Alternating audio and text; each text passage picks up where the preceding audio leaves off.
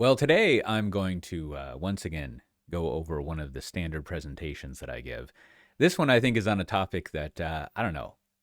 I've gone over some of these slides before in past things, but have you watched that? If you're one of those completist people that's going back and watching all of these, please send me an email and I will try to send you something valuable for thanks. And I know that I won't have to do too much of that because there might be point two of you out there which, if you round down to the full corpus that a human needs, means that that person's probably dead, which is to say they don't exist. Anyhow, this presentation, I give a lot now, actually. And it sort of started off as one of my, I don't know, jokes. When you're in the thought lording and ladying business, sometimes you're trying to see what you can get away with. I would never do that, of course. But you often see other people starting with, for example, with me here, they're kind of just starting with some frustration. And that frustration is what does this culture thing mean that people are always going on about? And how do we make it tactical? Now, like I said, I've kind of covered some of these things in the past, maybe even this presentation. I don't remember, but this is the new version of it. I'm giving it to a big old bank here in Europe for one of their internal conferences tomorrow. So I thought I'd tinker with the slides and do a run through. Now, as always, if you remember the lightbox in PowerPoint or Word or whatever you use, maybe you're using that wacky markdown thing that you check into GitHub and it makes a presentation for you. I don't know. That's fine. But anyways, you can see kind of an overview of the slides here. Now, there's a couple of things. If you've seen this talk in the past, this slide is new. This slide's new. Let's see what we got. I finally modified this slide on branding and internal things. It's taken me a long time. Ooh, and I had an awkward conversation discussing the stats and readouts and matrices in the DevOps report at some point, and that I excerpted here. So I just removed the part people were talking about because it distracted from the point. That's a little pro tip for you. If people challenge you on charts and numbers, just remove them and instead make your point and say, like, see this thing for more information. You'll see a delightful joke I have there that I made, and that's about it. Yesterday, my wife made these cookies. If you live in Amsterdam or Europe, you'll notice you're probably like, what are those? Now, if you're in America, you're like, those are chocolate chips. What's the big deal? These type of chocolate chips are extremely hard to get around here over in Europe.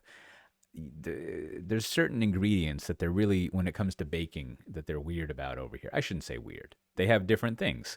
And these big cookies, these big chocolate chips, you have to get special from the Denoten shop.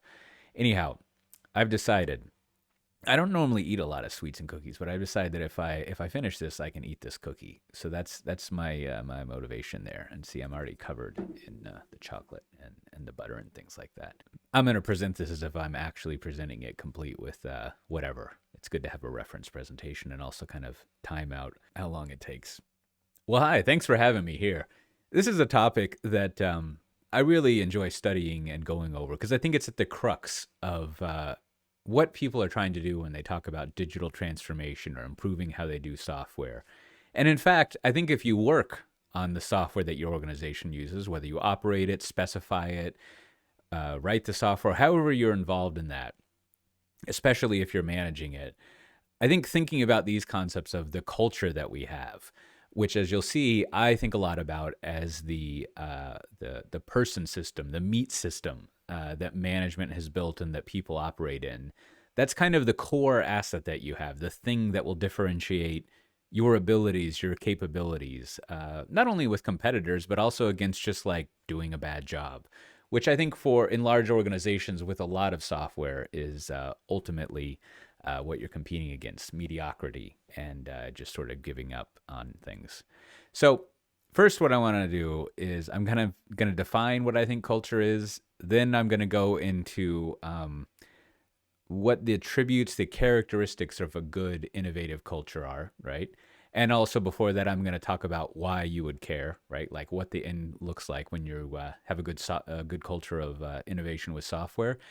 And then, given the time that we have, I'm going to go over some of the tactical changes, the things to actually do that I've observed large organizations doing over the past 6 or 10 years that seem to work for putting a good culture in place, and profiting off of it, if you will. The reason this is a long known joke here, but I think it's sort of what drove me to think about studying what culture actually is. If you remember the subtitle here, right? Like DevOps culture, whatever that means.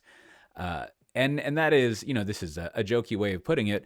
But when I, over the years, have read about how to get better at software, how to be more innovative, how to change culture, a lot of it comes off as this, right? Like you see all these studies and things, and they tell you what the end result looks like. But there's really not a lot about what to do in the middle there, right? Like about how you actually do the change, right? How you go, not necessarily only what the end goal is, but how you get there. And so that's what I've really been interested in. And I'm always interested in is like, I know what good looks like, and I am currently not good. That's a little too existential, I guess, but I'm currently not operating in the best way possible. How do I get there? Right? Because that's the difficult. That's kind of the idea of what will be going on here. Just briefly, with me first hi, I'm Kote. I spend a lot of time studying this is kind of awkward, but I'll just go with it. I've spent most of my time nowadays studying how large organizations get better at software, from the technical things that they do to the cultural things to all sorts of stuff like that. And, I try to write that up in books like this, talk about it on podcasts. I do a bunch of videos, little videos talking about little tactics here and there, things like that. There's plenty of things you can go investigate if you are interested in my nonsense. Since everyone works at home nowadays, you might see some special guests appear in this presentation, both of them ladies. You got my dog, who is always very happy when a package comes to our door. We're also the package depot for the neighborhood, apparently. If no one answers their door, they all come to us. So you might hear her picking up a package. And then, of course, there's my daughter, who, she likes to participate in the conversation frequently as well. So we'll see if they show up. What drives people to care about culture, right? Like what's kind of the big thing that's, why are we changing? Why are we bothering to do this? Well, one, you might just be bored with your day job, so you're interested in figuring out new things and researching and studying. But I think more generally, there's all your macro headwinds and things like that, and the need to change, and robot dogs and all that kind of stuff. And we've all seen that before. But I want to boil down to what I find most organizations, what the end goal they have with getting better at software with digital transformation. And that is in their business, and this translates to government work, just with some slight tweaking, or nonprofit work, is they're really focusing on how do I improve the customer experience so that I can improve the way that we do business, right? And how do I do that with software? So how, as we'll get into, how do I use being really good at software and use capabilities that I have with software, not only creating it, but also running it and being able to do weekly cycles and weekly deploys, as I'll get into, to improve the way that I do business? How do I get a programmable business act like a tech company and have the kind of growth and revenue and competitive strength, and maybe if you're public, valuation that they have? And that's the huge thing. Anytime I hear digital transformation, there's many things that it means, but I translate it to how do we change?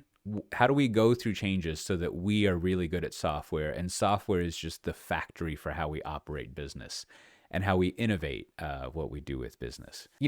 The deal is, right? Like this is, from my old friend Andrew Schaefer here, but the issue with changing over to that, right? Like we want to do better with software is, people talk about wanting a better culture, and they want to change things over. They want to do digital transformation. You have the board always talking about it, executives.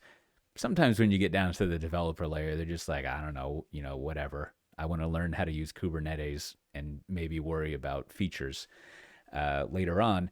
But, as my friend jokingly put it, right? Like people very quickly revert down to technical illities, like all these various things. But the issue is the last 2 points, right? Which I think I would emphasize in your head is you want to pay for any of this, in time or money. And they also don't actually want to change, right? This is the problem or dilemma, as Andrew puts it in this presentation.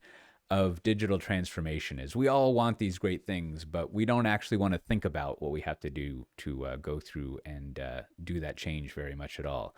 And so that's the first thing when it comes to understanding culture and changing that I want you to keep in your head is like, we're actually going to have to change. We're going to have to do something different. Because, I mean, if you're interested in changing and you've been told that you need to transform, that means that the current way that you're doing things isn't fitting your needs, right? So there's some changes all up and down from executives to individuals to managers and everyone in between that you're going to need to think about. The end result of people kind of going through that dilemma, if you will, not actually doing the change, is we continue to see the same results from software in most large organizations that we always have, right?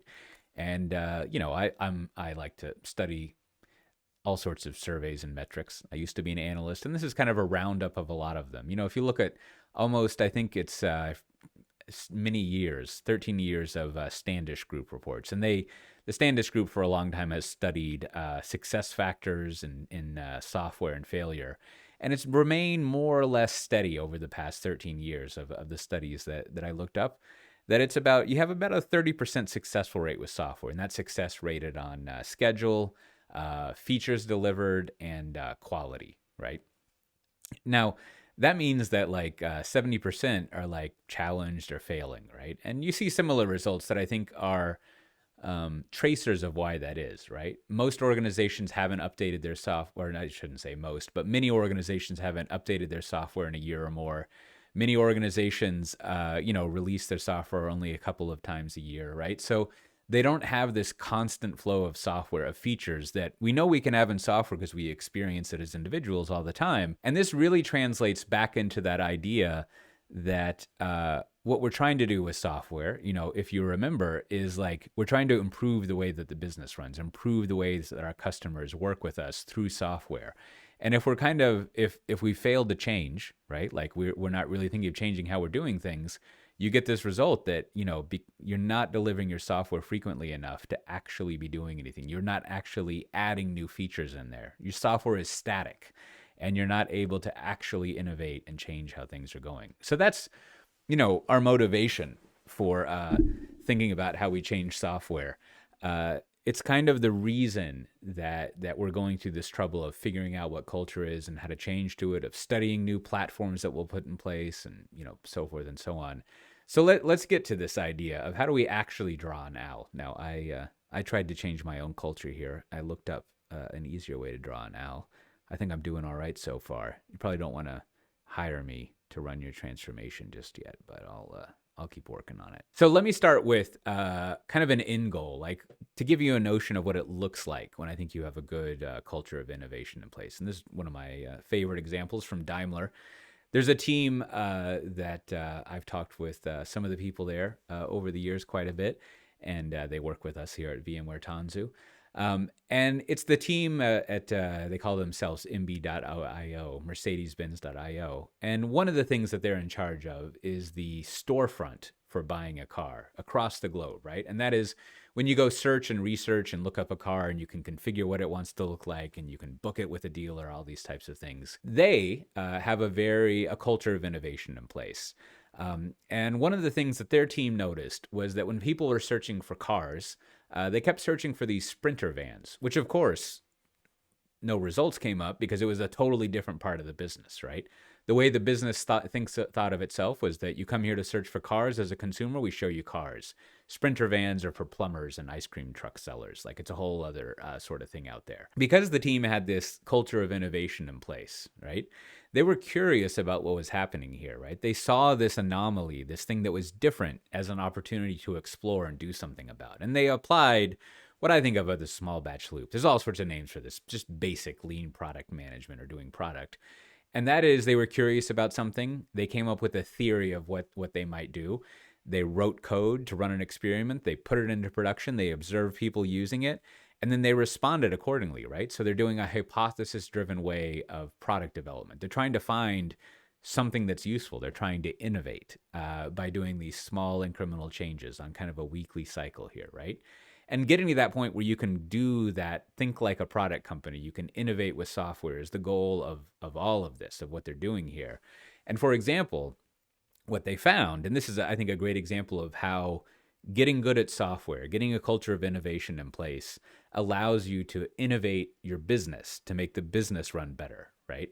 What they found is that, like the Kinesis here, there were a lot of people who were not plumbers or ice cream truck drivers. I mean, Luke there might think of himself as a plumber of computers, but that's a whole other metaphor. Anyhow, but they wanted to do things like build out RVs to go on camping trips, or maybe they just wanted a van to live in, or you got your tiny homes on the TikToks or whatever. I guess tiny homes on a wheel, but whatever. And they discovered that there was this whole new market that was not being pursued, this whole new source of revenue, if they took the time to write the code that would integrate with the Sprinter ERP system, pull that in there, and they actually made that part of their software. And they used software to really change how the business thought about itself, how the business was structured, and to help bring in new revenue, right? So if you didn't have that innovation in place, the Sprinter vans would have been over here on their own, and they wouldn't have discovered this new type of market, this new thing that people were doing. And they effectively found free revenue and changed the way the business functioned, right? Have that idea in your head, right? Like, as this is the goal that we're going for, that the people working on the software are programming the business, right? They have the tools needed to not only write software and deliver it and run it, but it allows them to explore and innovate how the business is running with software. So let's get to that end. There's a lot of other things around that, but let's focus on what culture means for that, right? Like, when we want to set up that example, like with Daimler, how do we change a culture over to set up people to be successful in that way? And I think it starts with this idea of figuring out what culture is. If you've read the DevOps reports, which I'm sure you have, there is a way of describing cultures in there, which I think is a helpful baseline, right? It's a very, I think, diagnostic and also kind of prescriptive way of looking at it, right? Now, you can probably guess from the word choice what the bad and the good cultures are, right? Like, it's kind of built in to the way of doing things. But this is the Westrom, I always want to call it Westeros, but whatever, the Westrom way of thinking about it. What I think is good about this model is, one, it's a good diagnostic for saying, like, what is the current culture that we have? It's very intuitive attributes that you look at. And it allows you to baseline where you are, right? And it kind of shows you where you need to get to. It's that end goal, the final owl drawing of the kind of culture of innovation that you want in place. But again, like, I find that very, like, not quite precise enough. It's kind of saying what it looks like, what it sounds like, a bit what the smells are. As additional stuff to that, like way back in the 90s in the US and maybe all the West, there was a lot of freaking out about globalism. And a lot of inward navel gazing that produced a tremendous amount of interesting literature about corporate culture and how it functioned and change management. And so, there's a couple of great references. You can see they're quite old that kind of go over what culture is. And you get a little bit more of an idea of what culture is, right? And if you cogitate on this a little bit, like, it gets to how I think about what culture is, that I guess kind of gets to, my interest is always like, tell me what to do. I want to know, what to do and kind of have some models of how to get there. And therefore, I think we narrow down culture to something that is actionable. And that is how we do things around here, right? So you go in and you have some goal you want to achieve. And how do we go about achieving that goal? What system do we have in place for the choices I as an individual make? How does a team decide what to do? How does a manager decide how to reward people or guide people or communicate what they're doing? It's the norms that are in place, just the way that you function. So when you hear culture, I would encourage you to think about how we do things around here. What's the way that we function, right? And I think this nicely separates it from all sorts of other concerns and allows you to then ask, okay, so if we want to be innovative, how do we start doing things around here? What do we get to? So first, to contradict myself a little bit, right? Let's think about, so when it comes to how you do things around here, how do you want people functioning, right? You as a manager, what do you sort of set them up to be? How do you define what their jobs are? And we'll look through what this is and then kind of what managers give people in a couple of examples of that drive this. These are generally attributes that you have that, again, come from all sorts of studies like the DevOps report and those culture books from the 90s and other sorts of things. If you're not used to thinking about what a product-centric person is, right? it comes down to, if you remember that Daimler example, a lot of these characteristics that I think are basically, they're very curious. People are curious about what people are up to, right? So they'll pay attention to the users in the system, what they need, how they're functioning, the workflows that they go through. They want to come up with new ways of doing things, right? They're curious about new ways of solving a problem, not just sort of doing what they're told and implementing a wireframe, so to speak. And what comes with that is that they're risk takers, right? And risk is a weird word in a large organization. It seems dangerous, but to put it in a less scary way, what it means is they want to try new things, but they want to do it in a secure, safe way, right? To use another you want to have a safety net, or you want to build out a system where you can try new things and you can fail at them. But it also means, to use another Andrew phrase, right? Like, if you want to learn how to surf, you should first know how to swim, right? So they know how to take calculated risks, and they set up a system and a framework that allows them to do that. So let me give you an example of those attributes in place, right? So this is as people in the UK and Europe, and people call it a DIY store or a hardware store. We call it back in the States, Home Depot. And there was a team, they have a culture of innovation there. There's a team there in place that was in charge of part of the process of buying an appliance, a washing machine. And they're doing all sorts of work with the software to get to the point where someone selected a washing machine that they wanted. And there were still not enough sales completions that they were happy with. And what they observed, because they were people-centric, because they were curious, because they could take the time and the risk of going out and seeing what people are doing, they had this theory that there was something happening in store. And so what they found, because they were curious, is they actually went to the store. They were people-centric, so they wanted to see what people were doing. And they saw that a lot of people were going to the store because they wanted to actually touch the machine and measure it, right? But then that washing machine wouldn't be in the store, and they'd spend all this time researching and looking there. And of course, they had also researched what rivals had. Now, as is often the case with stores, one of the rivals of Home Depot, Lowe's, is often right across the street or in the neighborhood. So people would then go to Lowe's, and if the machine was in store there, they would buy it. The team working on this, they had a theory that, like, well, maybe we should tell them if what they want to see is in stock in the store. So that you think about also, like, it's a similar kind of innovative, curious, person-centric thing that the Daimler team had, is so they did the work to integrate with an ERP system, and they went and told people, if you're curious in this washing machine, you can go to a store and it will be there, right? Because hopefully we know at least on a 24-hour window that it's there. So they put that in place, and sure enough, this increases the sales that they have, right?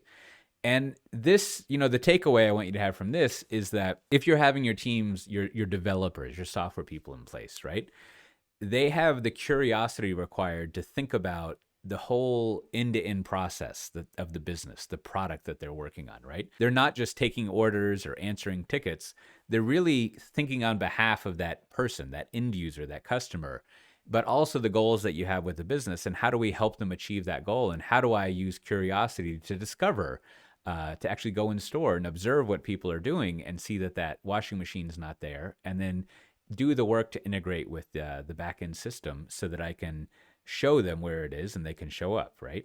So again, as with the Daimler case, right, what that is because you've gotten good at software, you now can start to program the business and do much better with that. A lot of setting up that end goal, right, has to do with what leadership does, what executives do. And it may seem a little paternal, but I mean, we're in a corporate structure.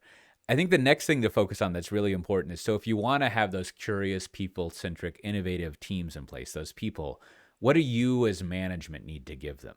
And, these are three attributes, again, from all the work out there.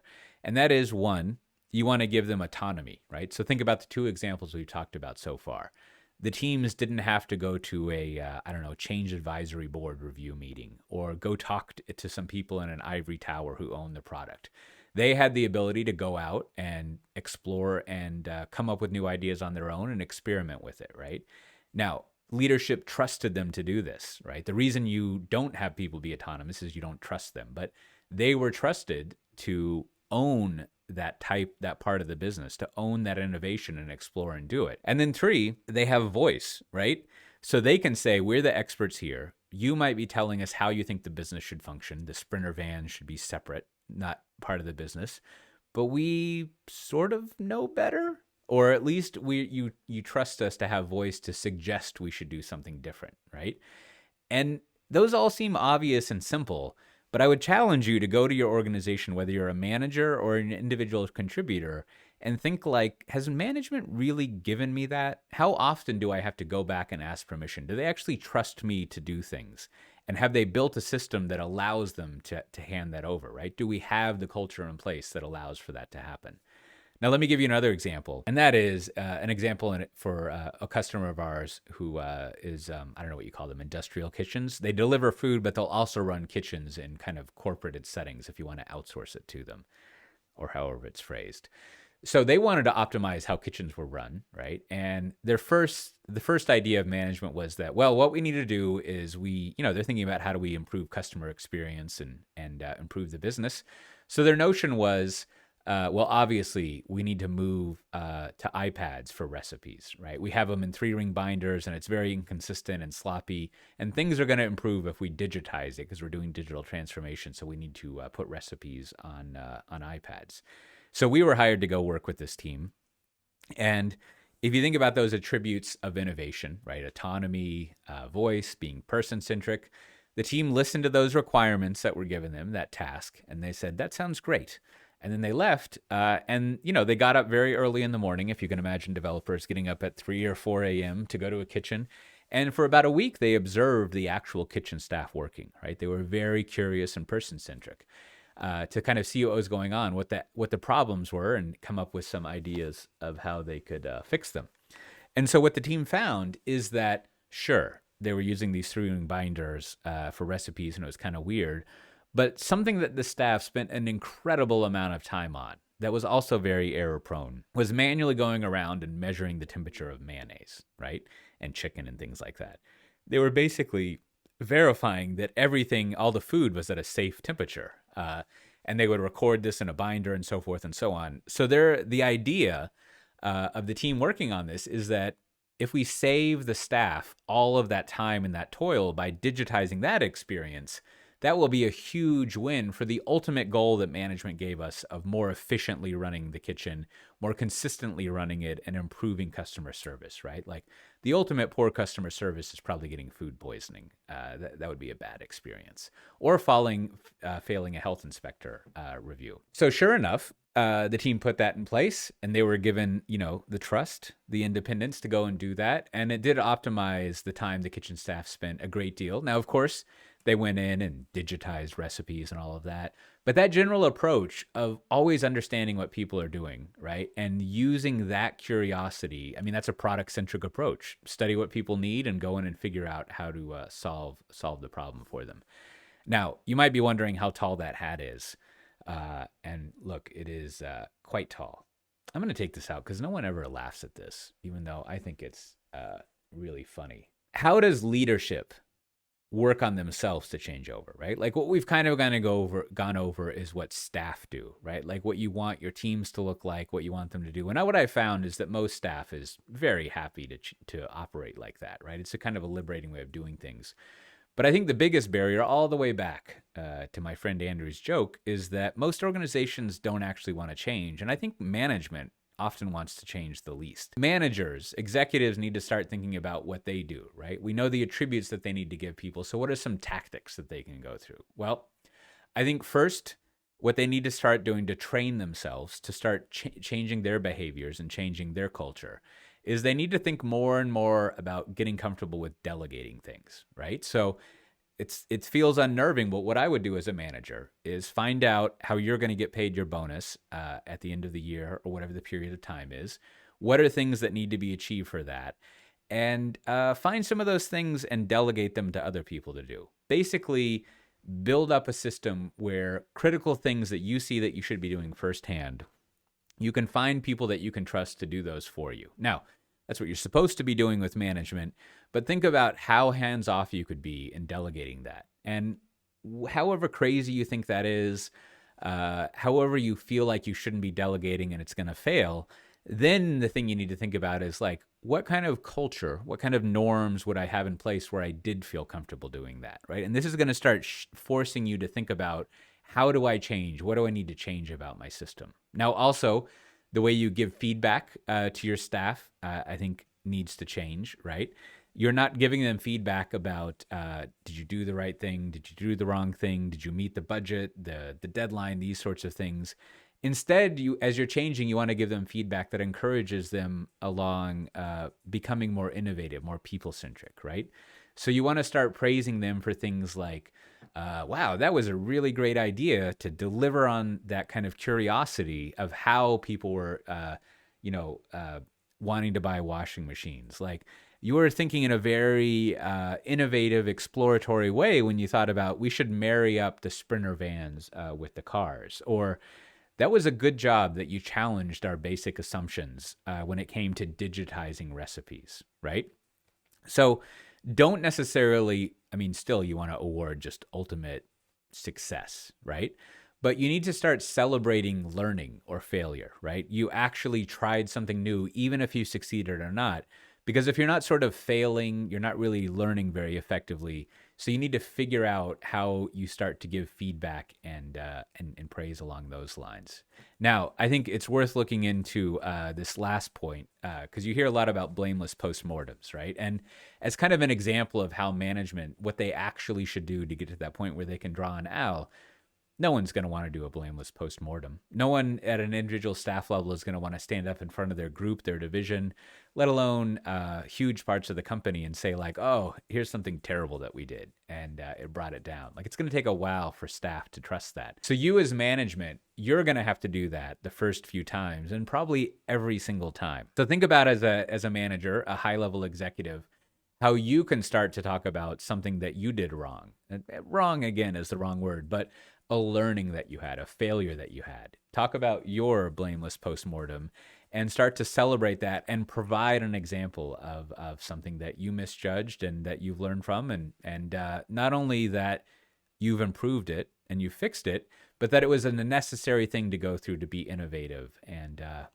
change the culture to how you wanted and achieve the goals that you had. So let's spend the rest of this looking at how these changes scale out, right? Because this is ultimately, I find the issues that most people have is we can do this at a team level, a couple of team levels, but doing it in a large organization and scaling it becomes the real problem because it's just so big. I think one of the first things that, and you'll notice that most of what I prescribe here are things that management needs to do, right? Like, I think that's ultimately the issue, is that management needs to change, not necessarily the individual contributors. So to that end, I think you need to revisit probably your vision, your strategy, your mission, right? And think about it right now. Whether you're an individual staff or a manager, do you know what your company's vision is? Do you know what your strategy is? Can you just repeat it? You should leave a comment in the chat if you know what your company's vision is, what your strategy is. Now, more complicated, you have to think about, how does that trickle down to what I do day to day? And if the answers are kind of like not very effective, like it doesn't allow you to make a decision between two bad options, then your vision is probably not tweaked well enough, right? Your principle is your mission.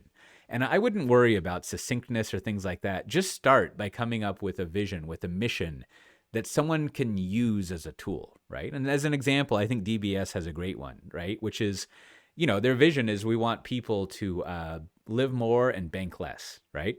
We don't want people to spend a lot of time logged into our banking app and like hanging out, right? So our vision is that we should use our software so that they can most efficiently get done with their banking and they can get on with the rest of their life. And if you think about it, that's a very tactical vision. It's very short too. You can see it fits on a slide with big type. For any given decision that someone's making, they can always ask, will this allow people to bank less and live more? Will it speed up what they're doing so that they can get back to their life, right? It's a lot more tactical than, giving back to the community or ensuring that we're number one in our industry or whatever.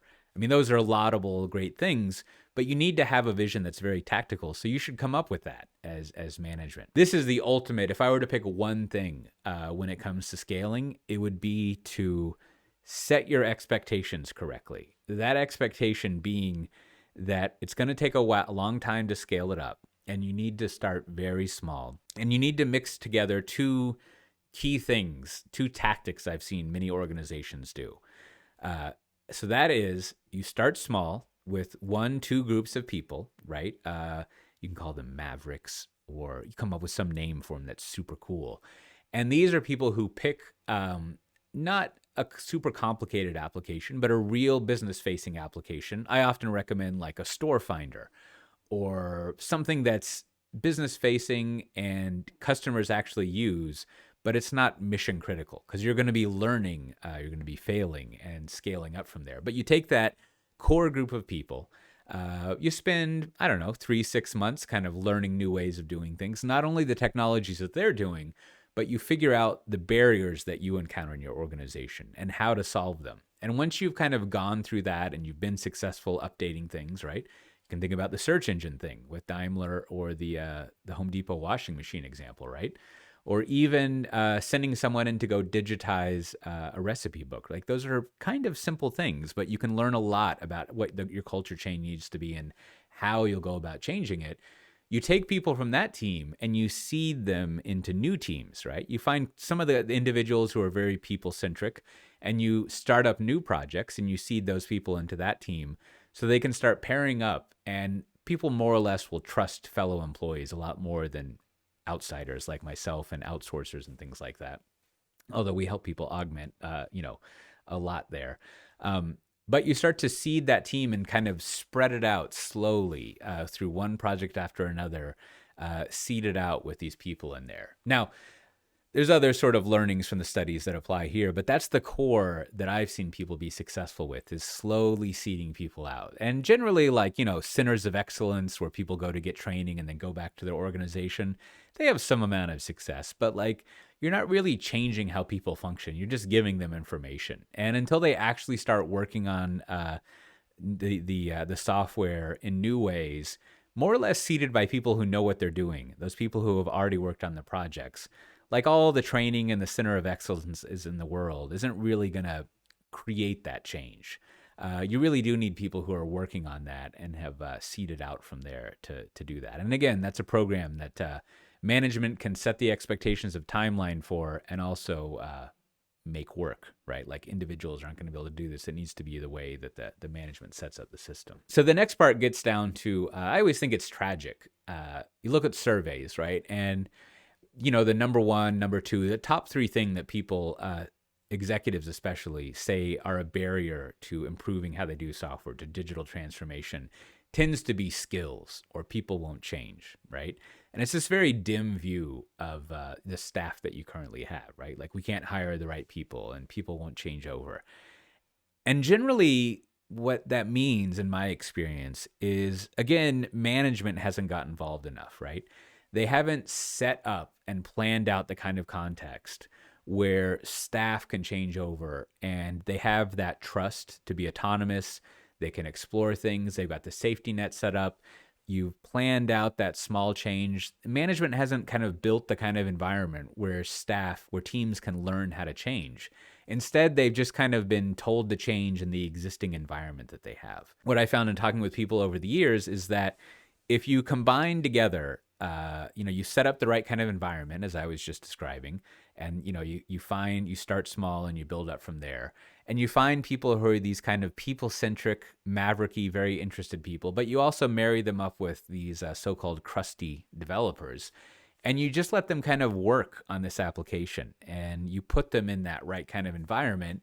People generally are very good at learning a new skill and changing over if you've built the environment for them. And I think this is represented in this great quip long ago from Adrian Cockcroft, who was at Netflix at the time, and he was giving a talk about the Netflix culture, and a CIO came up and complained to him and said, like, that's great for Netflix. You can hire all these great people, and you have the ability and the money to hire them. And he quipped back famously, we hired them from you, right? So it was the same people that anyone could have hired that were actually in these large organizations.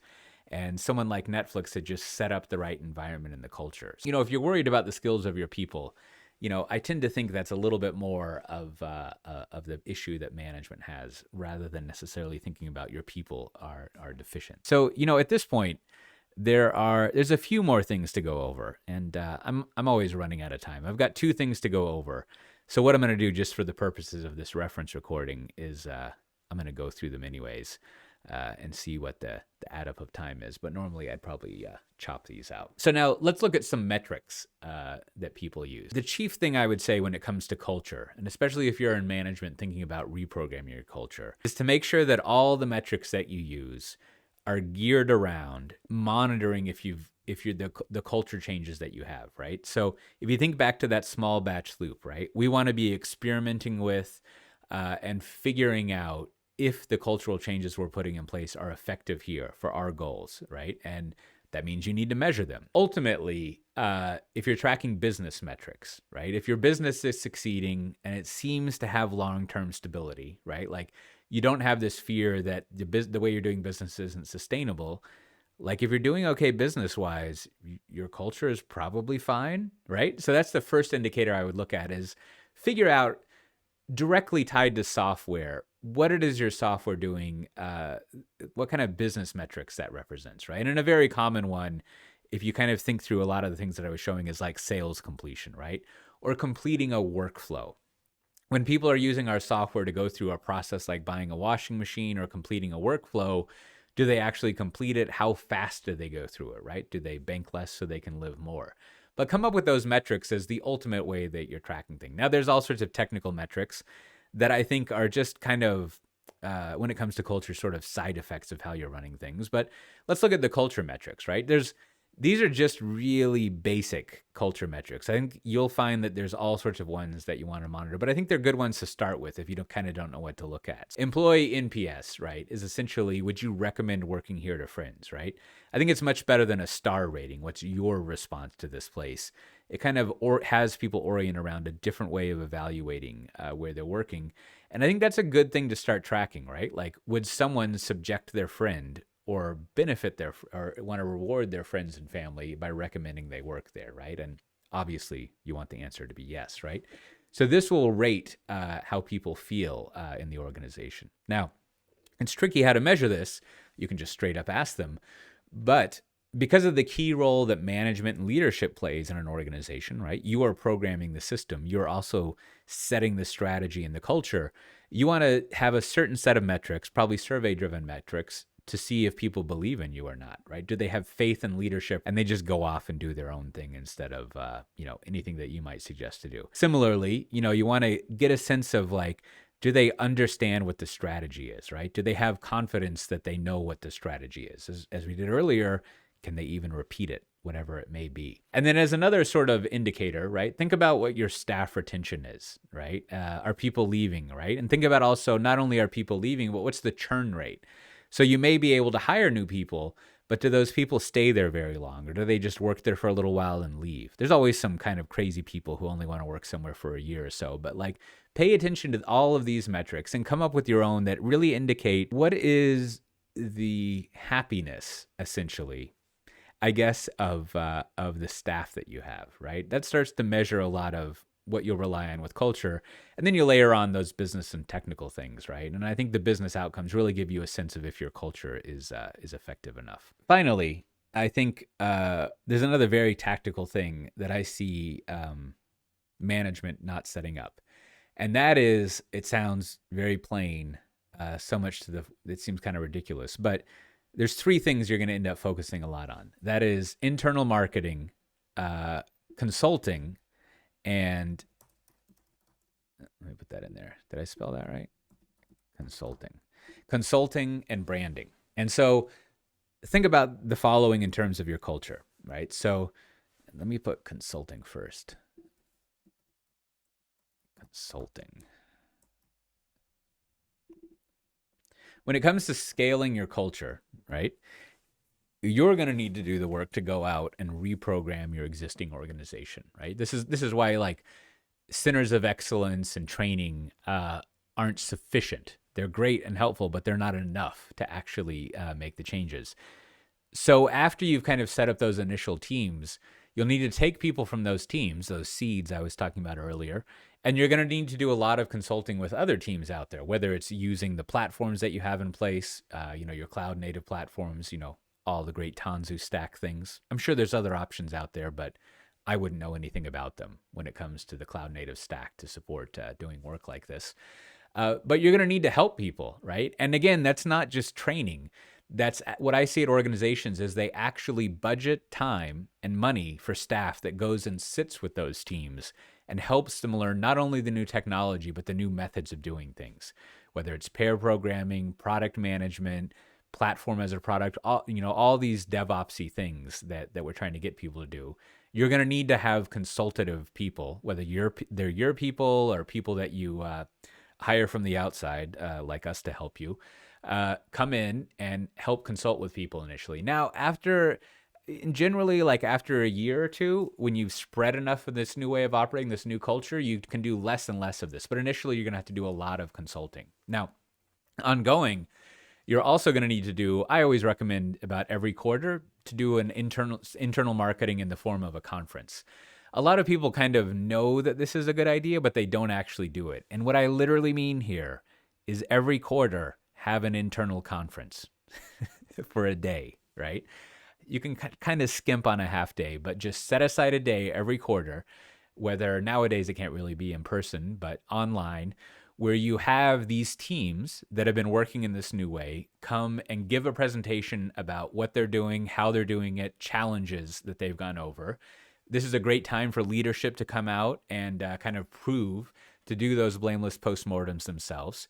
It's a good time for you to state what the strategy is and really just come together and start to talk with the organization with new people to tell them what you want the culture to be, to show them examples of teams that are doing it, to go over just technology stuff, right? It's not all culture. And of course, people like myself and other outsiders often come in as like the razzle-dazzle outsiders to tell you how things are. But really, you want to focus on talking to yourselves, right? Maybe you just want one person like me to come in to kind of give a little entertaining talk or whatever. But you need to talk to yourselves, and you need to do it at least on a quarterly basis. And I find like people with BT who do this and others, they have at least one person fully dedicated to this internal marketing, if not more. And then finally, as you're doing your culture, you need to start coming up with a brand that has a physical manifestation in like a book. Like this book is our culture, right? And you can see that Duke Energy back in the States does that. Again, here's BT's Canvas thing. You want to have a name for it. You want to have branding around it. And you want to constantly, I don't really know what the period is here, but you want to write down all of these things, right? And again, it needs to be tactical. It's not just like, we're going to be, being awesome. Like there's a great, the UK Digital Service has a great book written by people who were transforming it after they quit. That's when the best books are written, after they leave the job. And I forget how many there are, but there's kind of like 12 principles of how they're operating.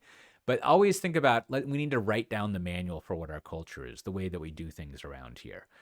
So I emphasize this for maybe the fifth time, but you actually have to do these things, right? They are very intentional full-time jobs that you do and things that become very important for changing the culture, for scaling that cultural change out. And I think along with the other things, when you don't do this, it drives a lot of that failure to change the culture around. So with that, I've written a lot of this up in much more detail in these two books that I have. If you want to get them for free, if you go to cote.pizza, you can download them for free. You get the PDFs for them there.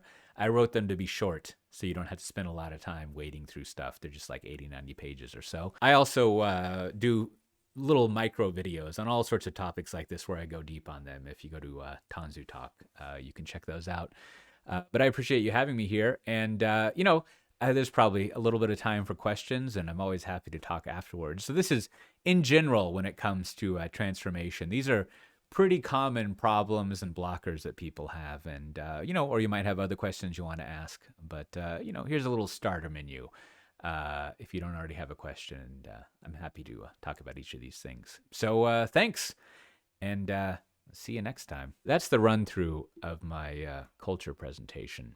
I think there's a few edits, as I said, that I want to make, and that's kind of the maximal version. I don't know. It always feels a little awkward going through things, but I find with a talk like this, like the key thing, I mean, you've only got like a 45-minute talk, right? And I'm one of those people who like, I don't want to do the just talk about one thing talk. I'm not into that. I want to give out a lot of content and kind of give a little map for it and some little snacks, amuse bouches or whatever. And you can always dive into deeper things. So if you watch this and you want to dive into deeper things, do you want to get started? Hey, you know what you should do?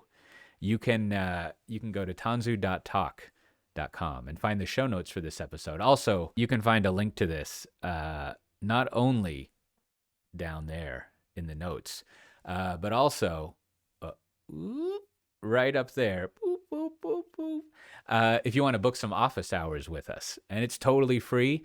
It might be an hour, it might be longer. And we can kind of start to sort through this, right? Like the more open you are with us, the more we can start to say like, oh, have you tried this? And here's what we would do with you now. We're obviously getting you to try to hire us here in Tanzu land to look at our technology, look at the way that we do more of the consultative services stuff. But if you do it right, you can get some free consulting out of it. And I don't know, maybe we're actually helpful. So check out those office hours.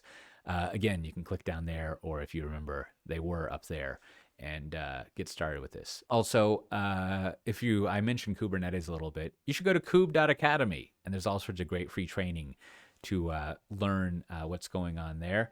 But equally importantly, if you want to know about platform as a product, it's a part of this I haven't really talked about. A lot of what we do in VMware Tanzu land is take care of a lot of the operational toil and use the Kubernetes distro that we have with all of the developer tools and associated enterprise grady stuff that you add on top of a platform so that you can actually focus on these culture things.